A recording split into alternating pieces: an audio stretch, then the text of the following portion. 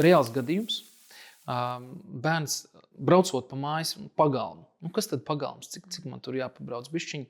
Bērns bija sēdeklītī, bet nebija piesprādzēts. Un kaut kā sagadījās, ka nebija pat durvis aiztaisīts līdz galam. Un cilvēks bija braucis, un tas bērns bija izkrits no mašīnas. Un ir arī bērni, kas ir izglābuši savus vecākus. Jā. To ir iespējams izdarīt. Tur ir dažādi, tās situācijas, protams, dažādas, viss jau atkarīgs no tā bērna vecuma. Bet izglābt vecāku var arī bērns. Protams, sirds masāžu 9-gadīgs bērns bija pamanījis, kad ir sadūmojums, deg pie skursteņa atklāta liesma, bija izskrējis uz ielas, tā kā nostādinājis garām braucošu mašīnu, bija saukuši glābējus. Redz, ir jādomā par drošības aspektiem. Mēs nezinām, varbūt tas cilvēks agresīvs, viņš guļ, viņš pamodīsies, kaut kas būs, bet mēs nekad nezinām, redz, varbūt vienam no 10, pie kā mēs pieiesim, tiešām būs dzīvību apdraudošs stāvoklis, bet mēs to nevaram zināt. Un ejot klāt, uzrunājam, ja mums droši varam papurināt, ja mēs neuzsāksim to sirds masāžu, ja nesāksim to palīdzības sniegšanu, 5-8 minūtes ir tas laiks, cik ilgi mums tā galva ar to sirdi spēja izdzīvot bez asinsrites. Šī ziema Latvijā ir atnākusi ar skaistiem dabas skatiem, pamatīgu augstumu un, diemžēl, arī ar traumām. Tāpēc šī saruna būs par drošību. Vai jūs zināt, ko darīt, ja jūsu acu priekšā cilvēks pēkšņi saļimt un pārstātu elpot? Vai zināt, ka zvans uz 112 nav tikai brigādes izsaukšana, bet gan kopīgs komandas darbs cīņā par dzīvību jau no pirmās sekundes? Šodien saruna ir par drosmi rīkoties un prasmēm, kas jāzina katram. Mēs ne tikai runāsim, mēs arī rādīsim. Kopā ar mani studijā ir Miķels Puķīts no Neatliekamās medicīniskās palīdzības dienesta, eksperts, kurš atbild par pirmās palīdzības apmācību sistēmu valstī. Mēs apskatīsim tipiskākās ziemas kļūdas, demonstrēsim atdzīvināšanas pasākumus uz manekena un skaidrosim, kā mediķi telefoniski var vadīt jūsu rokas kritiskā brīdī. Es esmu Inga Akmentiņa Smilciņa no Latvijas vecāku organizācijas. Tātad mūsu šīs dienas tēma ir par traumām un arī specifiski arī par ziemas traumām, jo šī ziema ir pienākusi Latvijā tad ļoti skaista, ļoti augsta. Tas jautājums ir par to, kā NMPD redz, ar kādām acīm redz šo it kā skaisto ziemu. Traumām parasti ir sezonalitāte.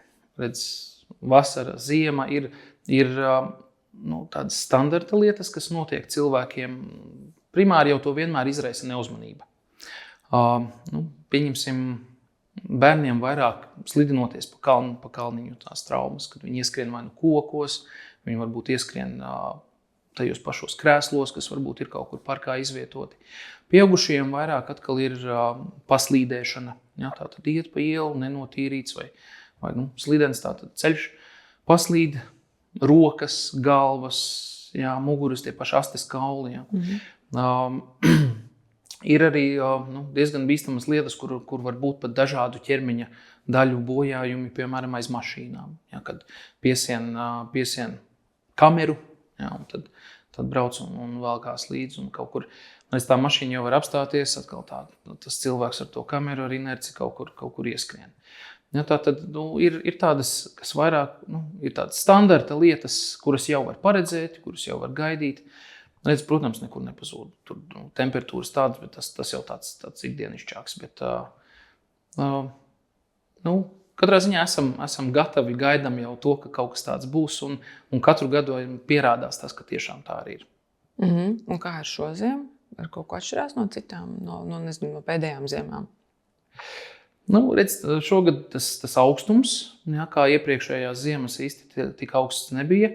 Tas varbūt dod vairāk atzišanas, bet ja mēs turpinām par traumām, tad redz, augstums atnes sniegu. Un tas sniegs tiem bērniem tomēr prieks, pieaugušajiem prieks, tie paši kalniņi iet uz urā visur. Braucot kaut vai par Rīgu, viss, kur ir kaut kāds slīpums, visur ir izstaigāts un izslidināts un visi tur darbojās. Bet, protams, ir atsevišķi tādi īpašāki varbūt gadījumi, smagāki gadījumi, ja, kur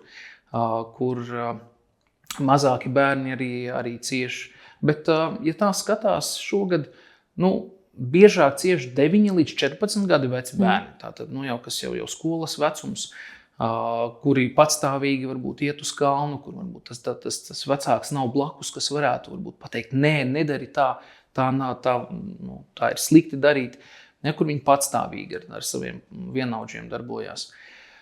Bet, nekur nepaliek mazāki, 2,5, 3 gadus veci bērni, kuri arī gūst sejas traumas, mugurkaulu traumas, primāri jau iebraucot kokos, kas kaut kur mežā tas kalniņš ir, un tad varbūt tas vecāks to bērnu ležot nenovērtē to, tātad virzienu, kur tas bērns brauks, un tātad, biežāk mazākiem bērniem sejas muguras, un lielākiem bērniem tur jau atkarībā no tā, kur tad viņi ieskrien, vai varbūt viņiem uzskrien virsū.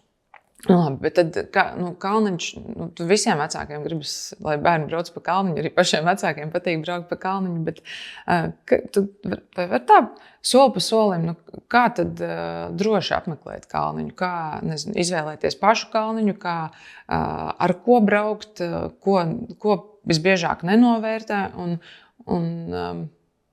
kas tad gal beigās ir tas traģiskākais, kas tad ir piedzīvots Latvijā ar šiem te kalniņu priekiem?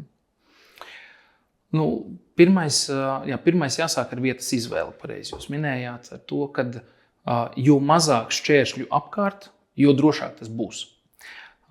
Tātad, mežā koki, varbūt pie parkos atkal tur krēsliņi, vēl viskas. Tātad, jo mazāk šķēršļu, jo labāk. Bet jāatcerās arī, pats tas cilvēks arī tomēr ir šķērslis. Tātad varam runāt par to, kā droši uzkāpt kalnā augšā, kad nevis mēs ejam tieši pa vidu, tur, kur visi brauc lejā, bet mēs kāpjam pa sānu un attiecīgi pa vidu braucam lejā. Pat tik vienkārša lieta, ka lai neviens neuzbrauc virsū, jo redz, lielākā daļa kas mums ir ragavas, kameras, dažādi piepūšamie, kas ir tādi bumbierīši, ko zem dupša liek, viņi īsti nav vadāmi. Un mainīt pēkšņi virzienu, pēkšņi apstāties īsti nav iespējams. Tātad, kur nesīs tā ragava, tur arī mēs brauksim. Un vai tas cilvēks, kas mums pretī nāk, spēs izvairīties, vai mēs spēsim izvairīties, tas uz to nevajadzētu paļauties. Tātad vietas izvēle, tā drošā uzkāpšana augšā arī tomēr no vienas puses netraucējot citiem, no otras puses domājot par savu drošību, tātad pa maliņu. Tad jau varbūt arī tā braucamā izvēle. Ir dažādi stūrējami varbūt aparāti, ir tādi, kuriem rokas ar bremzēm, tātad, kur mums vismaz ir kaut kāda vadāmība, ir kaut kāda spēja apstāties, ja tas ir nepieciešams. Tad diezgan daudz lietas, par ko padomāt. Bet,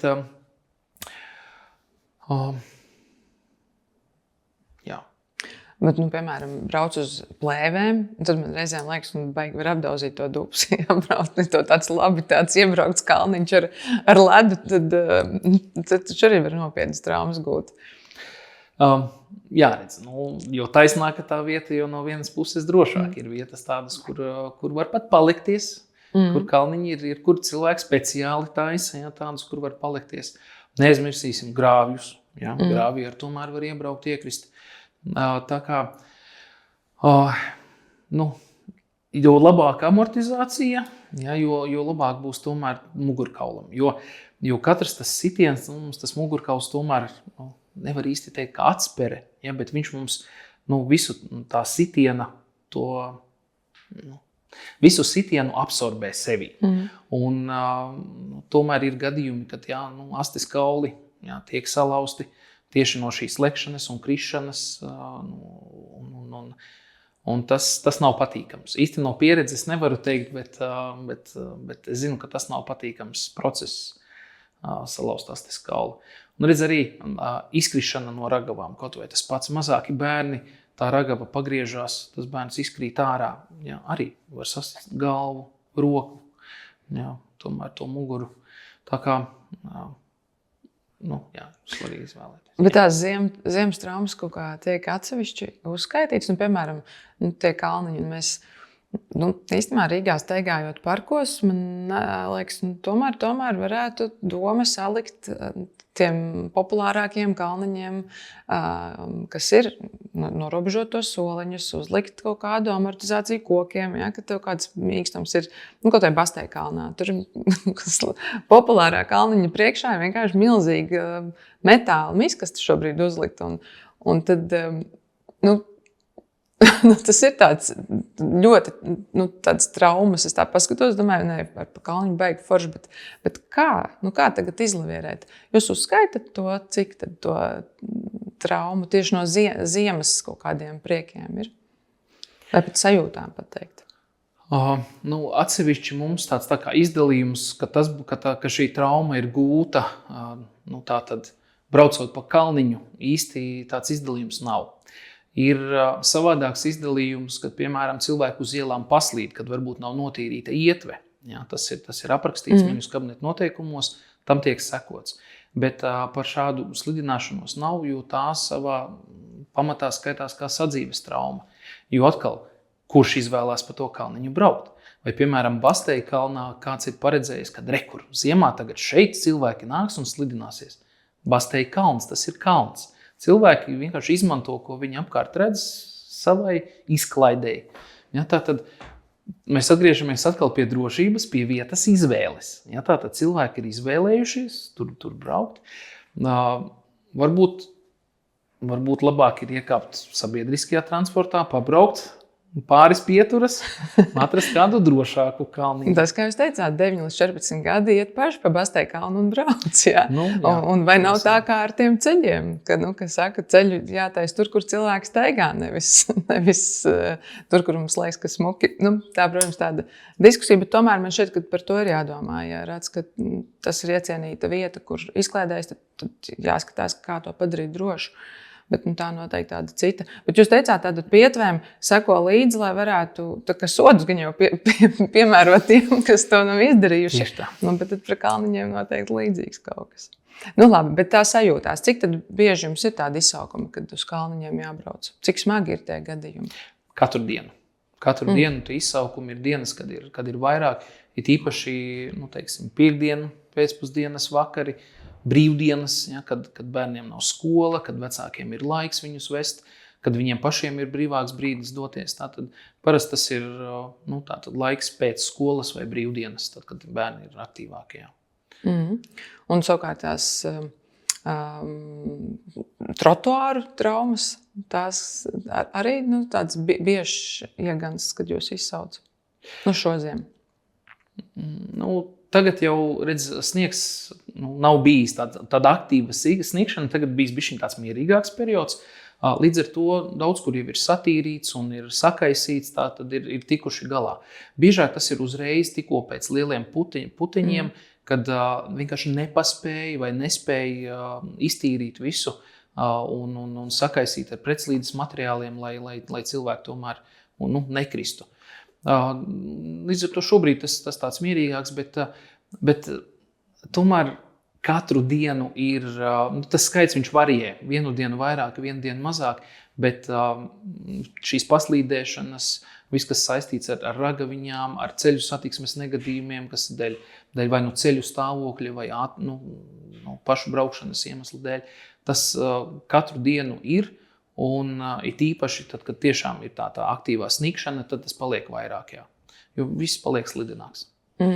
Bet, noslēdzot to kalniņu tēmu, ir kāds tāds aicinājums vecākiem, ko ņemt vērā, vai, ka ir licies, hei, vecāki, tā nevajag darīt, un šo gan ir jāatcerās? Mums tomēr ir jādomā par savu bērnu veselību. Un tas, kad viņam arī sāp. Un ja mēs paši to nedaram, tad kāpēc mēs ļaujam mūsu bērnam to darīt?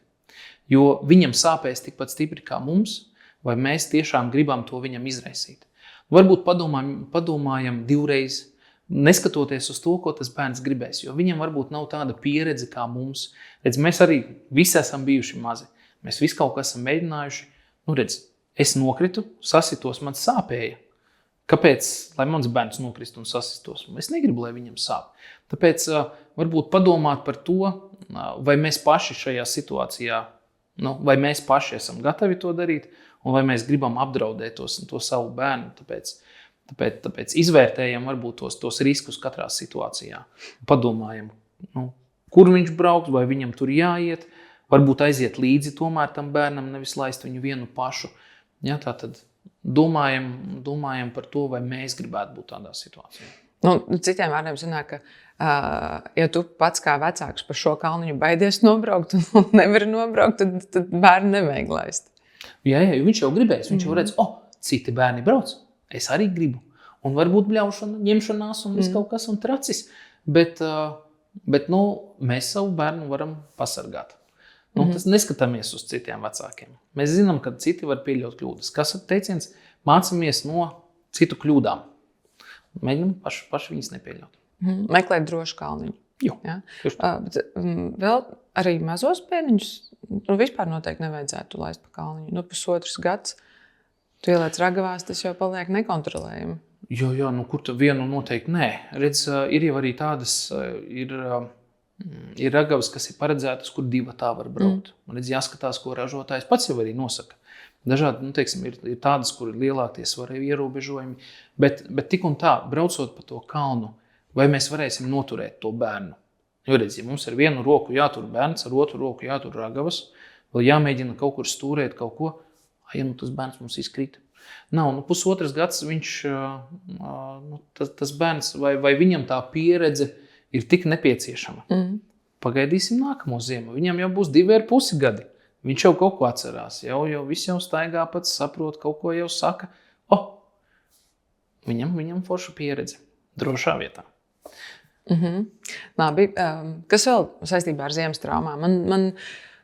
Kas ir vēl tās tēmas, ko mums vajadzētu pārcelāt? Ja mēs runājam par ziemu, man viena nāk prātā, ka man kāds ārsts savulaik teica, ka ārprāts, braucot mašīnā, viņš ir šausmām skatoties uz cilvēkiem, kas ziemā iekāp mašīnā, novāk jaku un tā dodās ceļā. Un viņš saka, bet iedomājieties, ja notiks ceļu satiksmes negadījums, tad ķermenis var atzist pirms vēl ieradusies ātrā palīdzība. Kā jūs komentējat šo padomu? Šis ir ļoti labs padoms, jo es arī šo esmu dzirdējis iepriekš, un es tam pilnīgi piekrītu, jo mēs mašīnā varam to siltumu paši regulēt. Ja? Praktiski visās mašīnās ir iespēja pagriezt nedaudz vēsāk, uzgriezt siltāk. Bet tiešām, ja notiek negadījums, mašīnai ir dažādi drošības mehānismi. Motors izslēdzās, vēl kas, ja? Tas negadījums tāds nopietnāks, tas cietušais ir iespiests. Un ja tiešām ārā -10, 15 grādi, tad atzišana var iestāties diezgan ātri. Un vai mēs gribam, domājot par sevi, sagaidīt neatliekamo palīdzību, sagaidīt, kamēr mēs no tās mašīnas tiksim ārā un neatzist, jo tas pasliktinās mūsu stāvokli, tad tomēr tā jaka, papildus sega, varbūt termos ar kādu siltu dzērienu, ja? Tā pati aptieciņa. Ja? Tas varbūt būtu tāds tā kā minimālais komplekts, it īpaši sega, kas būtu no papildus lietām, kam ir jābūt līdzi. Jo tomēr mašīnā, pat ja mēs neskatāmies negadījumus, mašīnas tomēr tur ir daudz kustīgu detaļu, kaut kas var notikt ceļā. Ja, es arī esmu braucot pa pilsētu redzējis vairākās vietās mašīnas stāv, cilvēks apkārt staigā, kaut ko tur darbojās, kaut kas notika. Ārā -15 grādi. Kamēr sagaidīs kādu tehnisku palīdzību vai kāds atbrauc vai vēl kaut kas, ja, tikmēr tas ir laiks. Ja, tātad to sundu sēdēt augstumā, atkal atzišana, apsaldējumi, ja, tātad mēs varam sev nodarīt pāri. Tas nav vajadzīgs, kad ielikt vienkārši sedziņu mašīnā uz aizmugurējas sēdekļa un jo īpaši bērni ir. Jo, kur tu vēl pa bērniem? Redz, bērni, viņi taču mazāks ķermenītis, siltums var ātrāk pazust, redz, viņi jau tieši vieglāk atdziest. Jā, un mēs pat dažreiz varam nepamanīt, ka viņi atdziest, jo ir dažādi citi faktori, kas ietekmē. Es, piemēram, bija gadījums, tas man liekas bija vēl pagājušā gadā, bet kad vecāki nebija pamanījuši, kad bērns bija, kā saka, apslapinājies. Ja, zem kombinezona, slapš, un diezgan, cik bija grādi, kādi -5, -10, bija bērnu gājuši pastaigā. Ja, diezgan ilgu laiku, un beigās skatās, bērns augsts, paliek tāds mazkustīgāks, un ko. Bērnam bija sākusies atdzišana. Ja, tā kā varbūt pat lietas, ko mēs pat nepamanām. Ja mēs turpināt par ziemas traumām, kas ir vēl tie gadījumi, kas nāk prātā, kur mēs tad pat nevaram iedomāties, ka var notikt nelaime?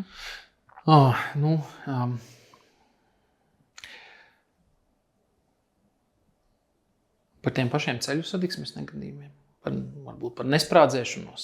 Tā ir tāda aktuāla tēma īstenībā, kas ir gadījumi arī pēdējā laikā par nesprādzēšanos, kad, piemēram, negadījums ar taksometru. Sieviete aizmugurē sēdējusi, taksometrs iekļuva negadījumā, nebija piesprādzējusies, vai, piemēram, kad jaunieši vizinājās pa ziemīgiem ceļiem, arī bija negadījums aizmugurē piesprādzējuši, kas nebija, diemžēl bija guvuši smagas traumas. Un pat tāds gadījums, kad bērnus ir īpaši jāsprādzē jebkuras mašīnas kustības laikā, jo reāls gadījums, bērns braucot pa mājas pagalmu. Kas tad pagalms? Cik man tur jāpabrauc bišķiņi?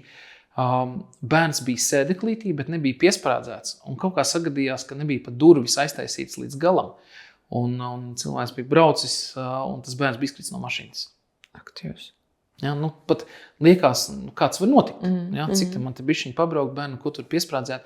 Bet redz kā, bērni ir diezgan ātri un aktīvi. Ja viņš tajā krēsliņā nav piesprādzēts, viņš no viņa izlīdīs 1 un 2. Tīpaši, ja vēl durvis ir viegli attaisāmas, ir kas... Man pašam ar 2 dēli mājās, un manēji arī ir braucot durvis attaisījuši. Bet, protams, viņi bija piesprādzēti, tur viss kārtībā, bet tā kā, redz, ir drošības sistēmas, par ko jāpadomā. Varbūt aizslēdzam tās durvis ar režīmu, kad no iekšas attaisīt nemaz nevar. Ja? Tā sprādzēšanās ir tīpaši ceļu satiksmes negadījumos ir ļoti svarīgi, jo tas moments ir tad, kad tās smagās traumas rodās. Jo mēs jau nezinām, kur tas cilvēks pa mašīnu lidos, varbūt izlidos pa to logu ārā, un tad jau vēl krītot pēc tam atsitoties, vēl smagāks tās traumas. Tā kā, ceļi ir slideni, ja, un tie negadījumi diezgan daudz ir. Un te vietā, laikam, atgādināt, ka Latvija ir pirmajās vietās pēc traumatisma, īpaši bērniem Eiropas Savienībā. Tātad no traumām, kas gūtas šādu apstākļu dēļ, kur mēs paši varam ietekmēt. Un ceļu satiksmes negadījumi ir viena no tiem, kur mēs esam topa virsotnē. Tāpēc tā piesprādzēšanās man arī liekas, kāpēc cilvēki nesprādzējas joprojām. Tas tāds interesants jautājums. Jā, redz, drošība ir pirmajā vietā. Visur mēs pirmajā palīdzībā, visur tiek vienmēr pieminēts un uzsvērts, ka mums ir jādomā par drošību.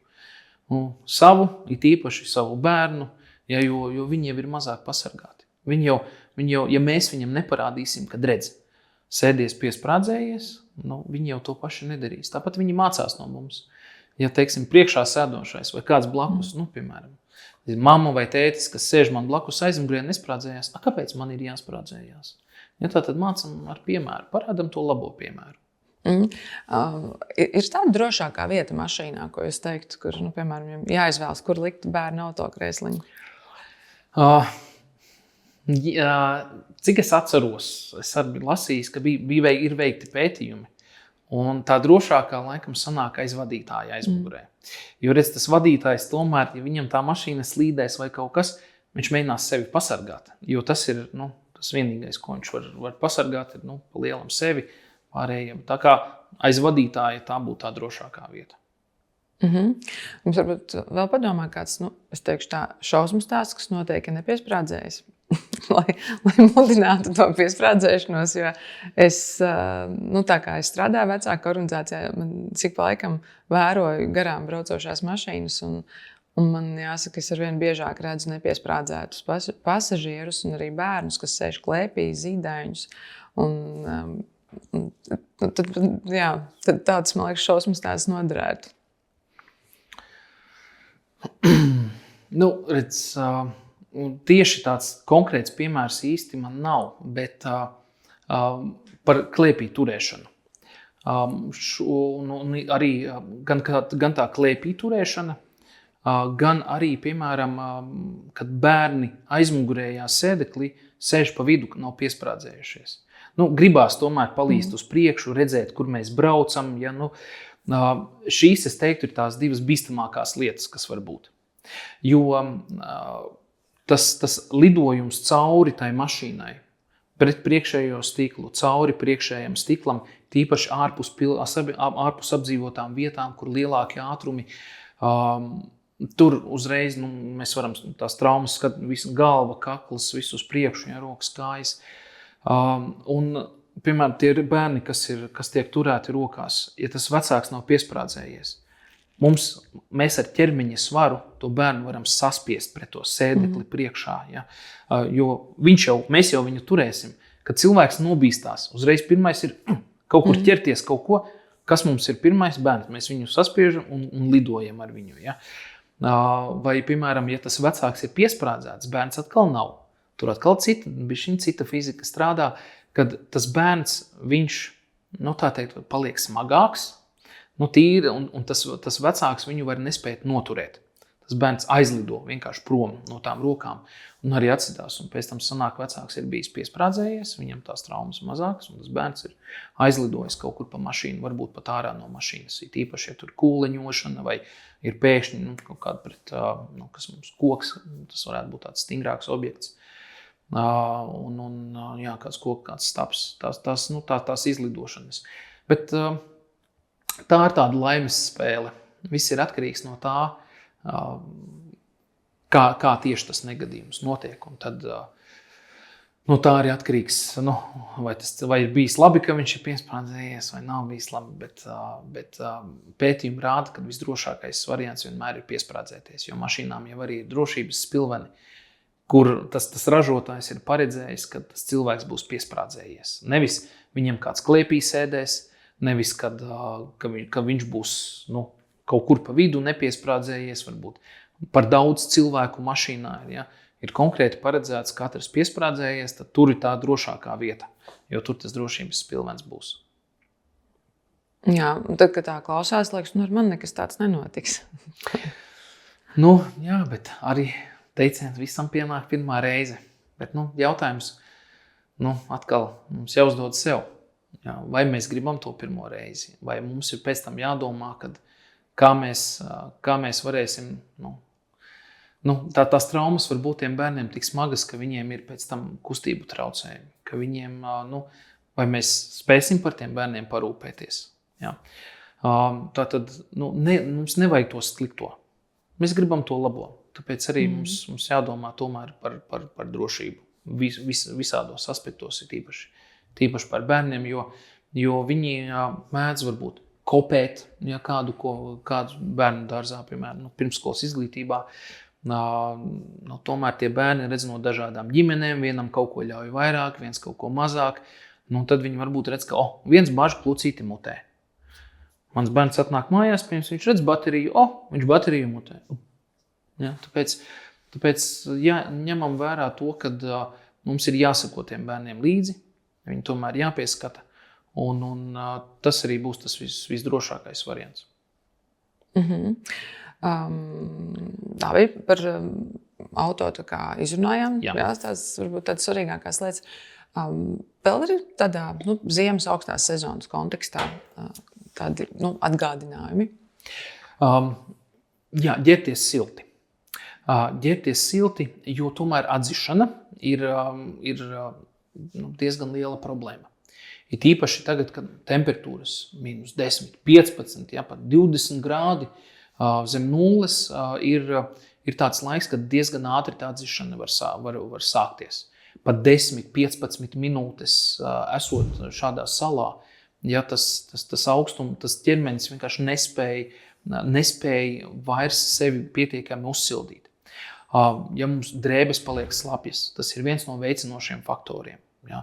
Mitrums vējš, ja? Jo vējš jau mums to augstuma sajūtu tomēr pastiprina. Ja? Tātad it īpaši bērnus varbūt padomājam papildus slāni. Varbūt to pirmo, tagad 101 variants. Termoveļas, dažādi tur elpojoši, neelpojoši un kādi un viss kaut kas. Varbūt kādu papildus slāni tomēr tam bērnam, jo viņiem ir tas vislielākais risks, jo mazāks bērns, jo viņš savā ziņā mazāk kustās ziemā, jo redz, viņš tāds satumtulēts, viņam ir grūtāk bišķiņ, un vecāks jau, ko tas šis tik lēni iet, sēdies ragavās, braucam. Ja. Viens gadījums, ko es pieminēju par to, kad bērns bija apslipinājies. Vēl viens gadījums arī bija, kur bērns bija dabūjis diezgan vieglu apsaldējumu, bet bija dabūjis, kad cimdiņš bija pazudis. Ja, un šeit ragavās brauc, cimdiņš nokritis, kaut kur palicis, ja, un brauc, viņam plika rociņa. Ja, tātad, vai ratos kaut vai bērnu stumjot, bet lai gan rati parasti tiek tā nopakoti, tur ar visu kaut ko ar siltu sēdziņas un visu kaut kas, un tie tā diezgan aizsargāti, tie mazuļi, kas brauc ratos. Bet tās ragavas, kad tas bērns tāds, varbūt viņš ir pa kalnu skrējis sasvīdis. Jā, tomēr. Jā, tātad tas līdz mājām tas ceļš varētu būt tāds kad jāpievērš bišķiņa uzmanība. Rastīgi, ka nevar iesēdināt ragavās, un tagad mēs braucam 20 minūtes, ka tomēr tik augstā laikā ir jāsako līdzi. Jā, var sedziņu paņemt līdzi, apsekt viņu. Jā, ir dažādi tādas tā kā kabatiņas, kur to bērnu ielikt. Bet es teiktu, pats vienkāršākais ir paskatīties, kas ar to bērnu. Ja? Paskatīties, vai viņam tiešām silts uzprasīt.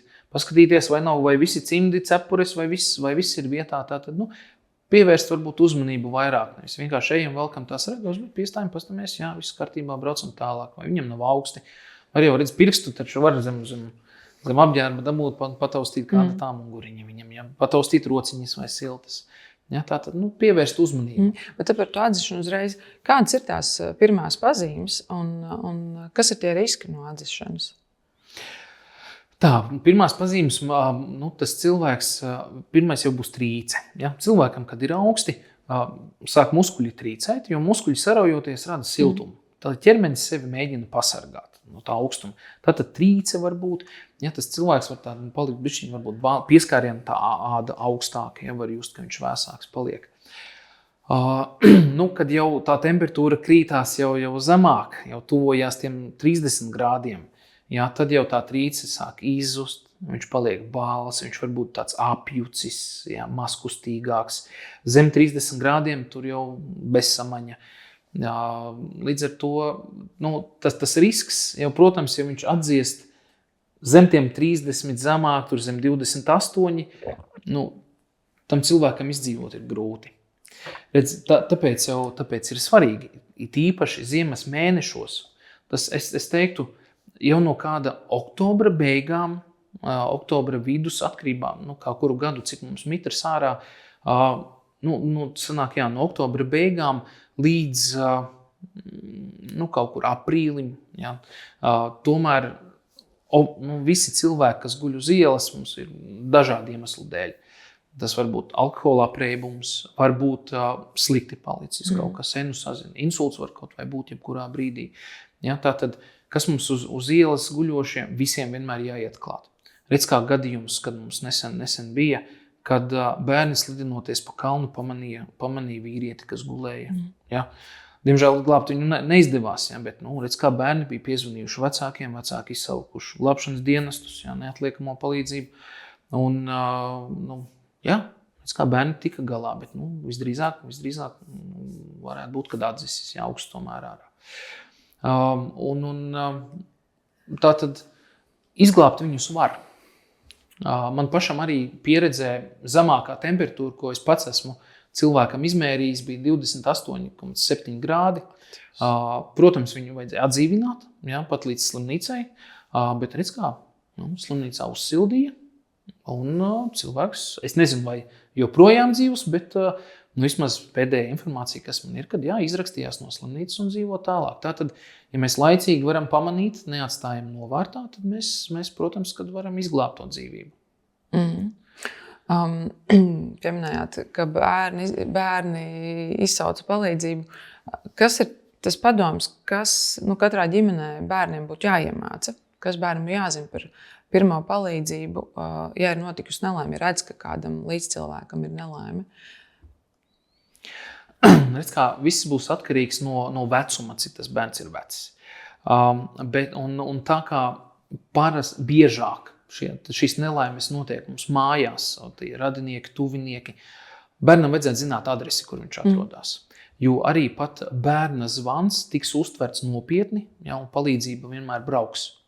Tātad adrese, varbūt tad telefona numurs. Protams, kur tas pats pirmais svarīgākais. Kaut vai tas 112 iemācam bērnam, pastāstam. Protams, ir jāizskaidro varbūt kādos gadījumos zvanīt. Tu redzi, tētis nokrīt. Neceļās, tu viņu nevari pamodināt. Uzreiz ņem telefonu, 112 zvani. Tā tad iemācīt, kā rīkoties par drošību. Arī domājot, ja tu redzi, kad ir dūmi, kad ir uguns, kad tu skrien ārā, nevis tu mēģini skriet dzēst uguni, bet tu skrien ārā, glābies pats un meklē palīdzību. Redz, kā arī divas situācijas šodien, kaut vai par to pašu ugunsgrēku, kur 9-gadīgs bērns bija pamanījis, kad ir sadūmojums, deg pie skursteņa atklāta liesma, bija izskrējis uz ielas, tā kā nostādinājis par garām braucošu mašīnu, bija saukuši un glābējus. Arī jaunietis 16-gadīgs. Arī bija 200 metrus ar plikām kājām skrējis sniegā līdz tuvākai vietai, lai var piezvanīt, kad arī bija ugunsgrēks dzīves vietā. Viņš bija viens pats mājās. Tā kā pastāstīt par to, kad varbūt glābjam sevi, kur mēs zvanam, par drošības lietām, par adresi. Jo adresē jau bieži vien cilvēki aizķerās aiz tā, kad viņiem prasa, kur tu atrodies. Tad varbūt par lietām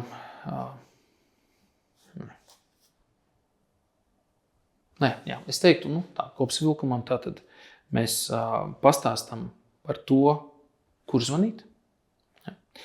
Iemācam adrese, kur tad mums, lai viņš zina, kur pateikt, kas un kā.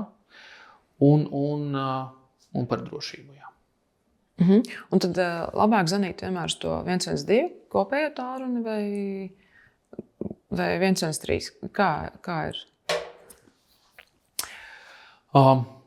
Redz, kā dienesti tomēr visi sāk apvienoties uz to 112. Un neatliekamās medicīniskās palīdzības dienests arī tajā skaitā. Ja tas process notiek, tātad es teiktu, skatāmies vairāk uz to 112. Jo 112 ir tāds bišķiņ universālāks numurs, jo uz viņu var aizsūtīt īziņu. Ir aplikācija 112 Latvija, kas var noteikt precīzu atrašanās vietu. Ja mēs nezinām adresi vai esam kaut kur meža vidū, kaut kur ceļš, nezinām, kurš kilometrs un ko. Tātad, jo tur mēs arī varam saņemt plašāku palīdzības loku. Ja mums būs ugunsgrēks. Uz ugunsgrēku mums būs nepieciešama gan glābēji, ugunsdzēsēji, gan neatliekamā palīdzība, gan policija. Varbūt tur ir gāzes pieslēgums, arī gāzes dienests, kas tad mums brauc un visu var atslēgt un to drošo vidi nodrošināt. Tātad varbūt bērniem, jaunai paaudzei mācam primāri to 112, jo tas 113, tas vairāk mūsu paaudzei. Bet tas apvienošanās process notiek. Tad tālāk ejot, ja tā nelaime ir notikusi, tad zvanu 112 un sauc palīdzību. Kas tālāk? Es esmu dzirdējis to, ka man nav vērts palīdzēt. Ja redz, kad kaut kāda notiks avārija, nav vērts iet klāt, izsauc glābēju un pat nemēģiniet skatīties, kas cilvēkiem, kā viņi jūtās. Kā šeit būtu labāk? Iet un mēģināt palīdzēt? Protams, un obligāti. Protams, obligāti vajadzētu iet klāt, jo mēs kaut vai no attāluma uzrunājot. Redz, ir jādomā par drošības aspektiem. Mēs nezinām, varbūt tas cilvēks agresīvs, viņš guļ, viņš pamodīsies, kaut kas būs, bet mēs nekad nezinām, varbūt vienam no 10, pie kā mēs pieiesim, tiešām būs dzīvību apdraudošs stāvoklis, bet mēs to nevaram zināt. Un ejot klāt, uzrunājam, ja mums droši varam papurināt un noskaidrot, varbūt, ka tiešām viņš vienkārši guļ. Izdomājis, dažādiem iemesliem.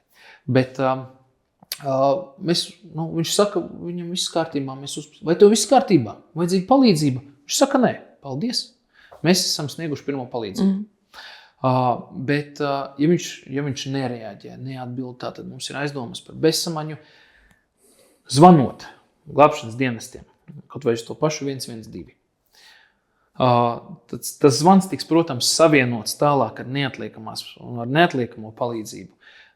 Bet mums jau arī savi algoritmi, savas schēmas, kā mēs ar šo varam tikt galā, lai pēc iespējas vieglāk tas cilvēks, kas ir uz vietas, lai viņš saņemtu atbalstu. Lai tas būtu viegls, tas būtu sakārtots un tā, lai viņš tiktu galā ar to situāciju. Un tāpēc es teiktu, ka visi, kas zvana un ir gatavi sniegt pirmo palīdzību, tad nevis no attāluma, ja, kad es tur redzu, kaut kas tur guļ melns, ja tur grāvī, kas tur ir, es nezinu, ja neiešu klāt. Tad visi, kas ir gatavi sniegt, viņi šo atbalstu saņems. Un tie parasti mums ir dežūrārsti, ja, kas katru dienu ir un ir gatavi sniegt šo atbalstu. Tātad, ja tas cilvēks, kas to palīdzību sniedz, viņš ir bijis pirmās palīdzības kursos, tātad viņam ir kaut kāds priekšstats par to, kas un kā notiks, bet pieņemsim, viņš ir aizmirsis. Kad man tur bija jāpārbauda telpošana? Kā man uzlikt to spiedošu pārsēju? Ja? To visu jums pa telefonu var izstāstīt soli pa solim. Tātad nevajag varbūt no vienas puses baidīties no tā, kā tas būs, vai es tikšu galā, kas tur. Ja tu palīdzības sniedzējs ir gatavs sniegt to palīdzību, atbalstu viņš saņems. Mēs par to esam speciāli domājuši, dažādi sakārtojuši to visu un trenējušies, un mums ir iekšējas apmācības šiem cilvēkiem, tiem dežūrārstiem par to, kā to visu darīt. Pat praktiski mēs to visu mēģinam un daram, tā kā tas atbalsts būs. Galvenais ir sev tīri, tā kā varbūt psiholoģiski, spērt to pirmo soli un to palīdzību sākt sniegt, nepaiet garām. Jo dažreiz tie cilvēki, kas iet garām un liekas grāvī kaut kas guļ, man šādas situācijas ir bijušas. Kad esmu braucis uz izsaukumu, kur liekas ziema arī sniegs, kaut kas melns guļ, liekas notriekts cilvēks.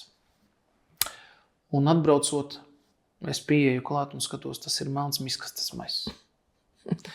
Ja, tā tad pieejam klāt. Sniedzam to pirmo palīdzību, paskatoties, kas tur ir, vai palīdzība ir vajadzīga.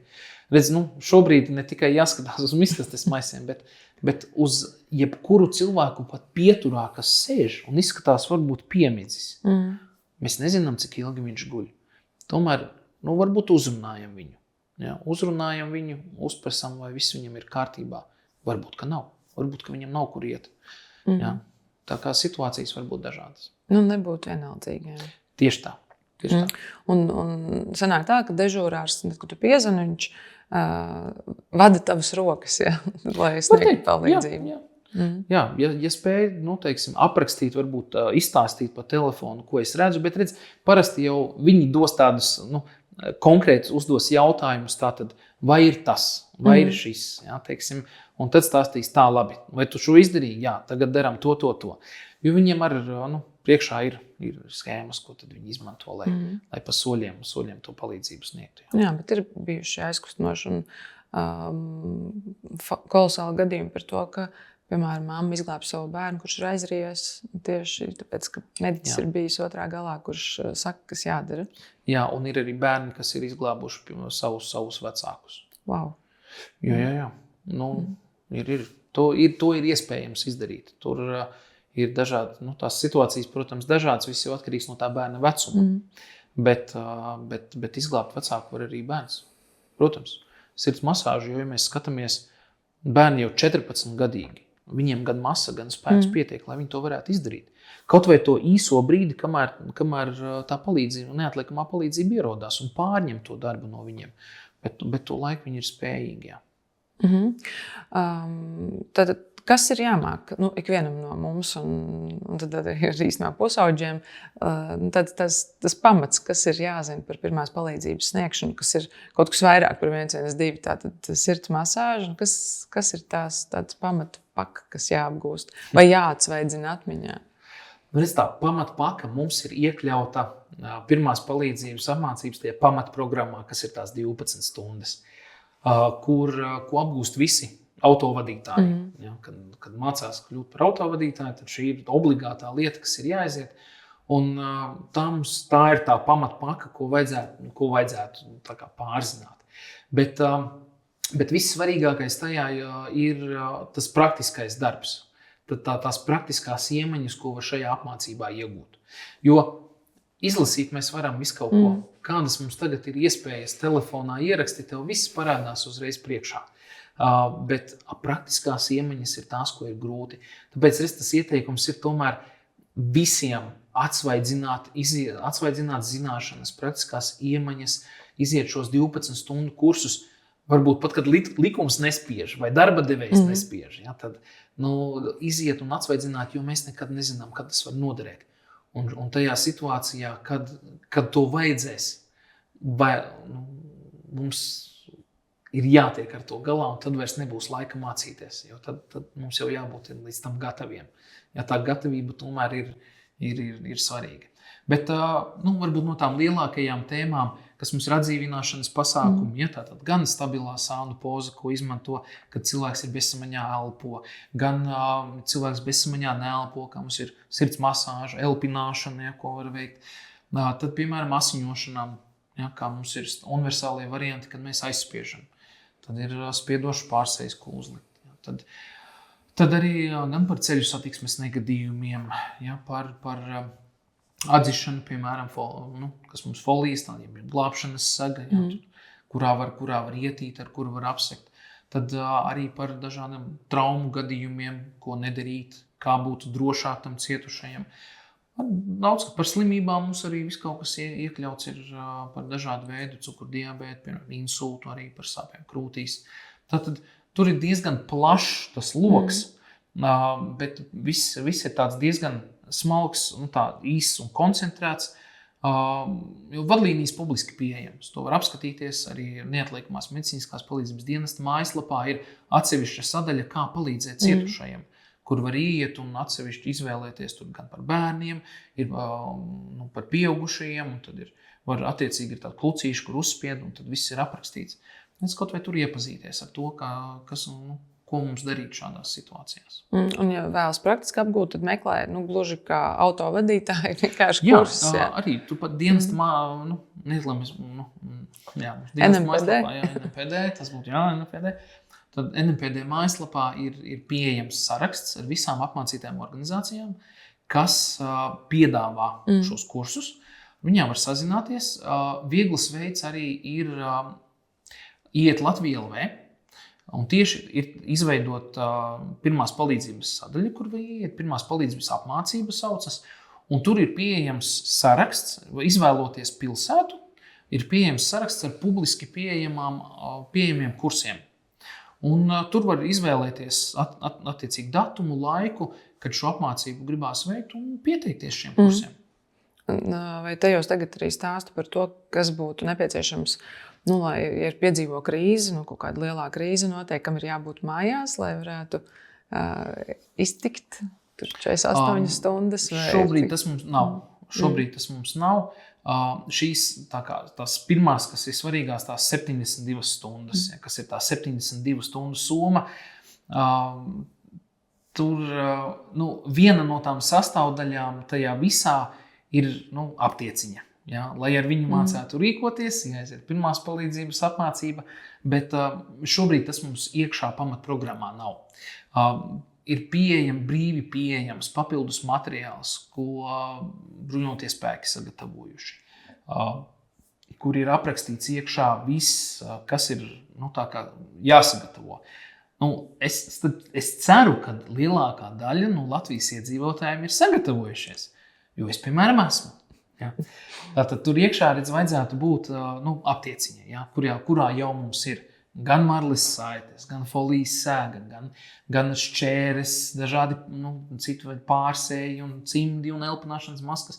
Daudz un viss kaut kas. Bet mums vēl ir papildus lietas, ko vajag. Pieņemsim savi medikamenti, kas ikdienā jālieto. Varbūt tos vajag bišķiņu vairāk piepirkt, ja kas notiek, tad mums ir. Tad pieņemsim medikamenti dažādām citām situācijām. Piemēram, paaugstinātai temperatūrai, ko lietot alerģijām, alerģiskākiem cilvēkiem, tomēr jāpadomā, kaut ko vajag turēt savu tur. Tad termometrs. Interesants fakts, aktuāla tēma. Daudziem nav mājās termometri, kas tagad temperatūru nevar izmērīt, tātad pērkam termometrus. Termometri vajadzīgi. Un, protams, papildus varbūt kāds guļamais vēl tur, kas, lai mums tomēr mājas ātri jāpamet, lai mēs to visu uzreiz varam paķert.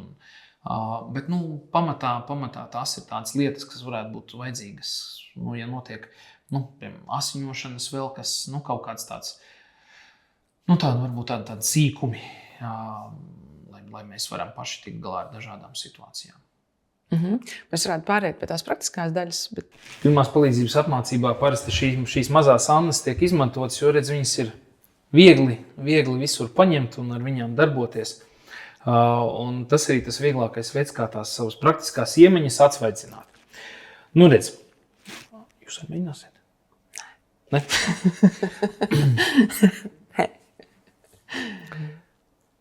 Es vienkārši ieturu pauzi, lai pēc tam varu nogriezt. Man pieredzīt. Redz, tātad, ja mēs redzam, ka cilvēks ir uz ielas nokritis guļ, tad mums aizdomas par bezsamaņu, mēs pieejam klāt, papurinam, uzrunājam. Vai tu mani dzirdi? Bezsamaņa, palīgā. Atbrīvoju elpceļus, tātad atgāžot galvu, pavarot muti un liecos klāt, ar vaigu redzu, dzirdu, jūtu, un skaitu pie sevis līdz 10.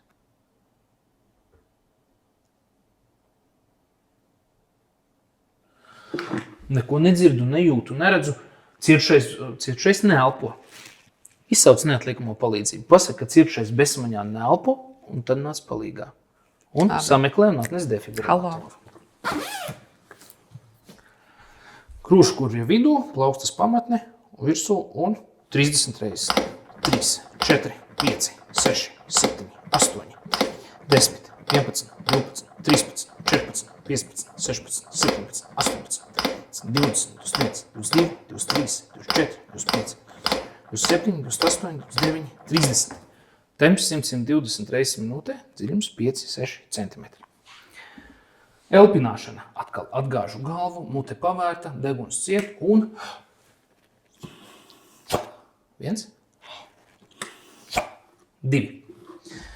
Ja mums nav elpināšanas maska, vai mēs īsti nezinām, kā to elpināšanu veikt, mēs šo varam izlaist. Ja tā tad neelpināt, varbūt tas, nepazīstams cilvēks, nezinām, tomēr drošība. Tad mēs nepārtraucot turpinam sirds masāžu. Tad mēs varam pat neskaitīt. Vienkārši turpinam visu laiku sirds masāžu, taisni alkoņi ar pleciem, hop. Vienkārši turpinu. Visu laiku līdz atbrauc neatliekamā palīdzība, pārņem no manis darbu. Vai pamostās, mazums, sazina, kā visādi var būt. Ja? Un vai arī trešais variants, mēs tomēr nogurstam. Tas ir smags fizisks darbs. Ja, tātad 5-6 cm, 120 reizes minūtē, turpinam līdz kāds pārņem. Jo, redz, mēs tā saucām palīgā. Piezvanījāt, izsaucāt? Jo, redz, tātad mums ir kāds, kas atnāk, ar ko mēs varam samainīties. Redz, tas ieteikums būtu ik pa 2 minūtēm mainīties. Tātad 3-4 cikli, tas ir 30-2, ja tas mūsu tā attiecība. 30 sirds masāžas, 2 elpināšanas. Ja neelpinam, tad bez apstājas sirds masāža. Jo tas ir tas, kas to cilvēku uzturēs, viņa galvas smadzenes, viņa sirdi, ja tātad dzīvībai svarīgos orgānus pie dzīvības. Ir kāda atšķirība, ja bērnam veic sirds masāžu? Viss atkarīgs no vecuma. Bet bērnam tā atšķirība ir vietā, ka, teiksim, redz, pieaugušiem mēs liekam rokas vienkārši krūšu kurvja vidū, uz krūšu kaula. Ja. Bērniem mums ir viena pirksta atstarpe no tā saucamās saulītes. Ja. Tātad viena pirksta atstarpe. Un tur mums ir, redz, 15 sirds masāžas, 2 elpināšanas, 15-2. Tā būtu tā lielākā atšķirība. Jā, bet, protams, jādomā par to dziļumu, cik mēs dziļi spiežam, jādomā par to, cik mēs elpinam. Jo, redz, pieaugušiem viegli. Mums standarts 5-6 centimetri.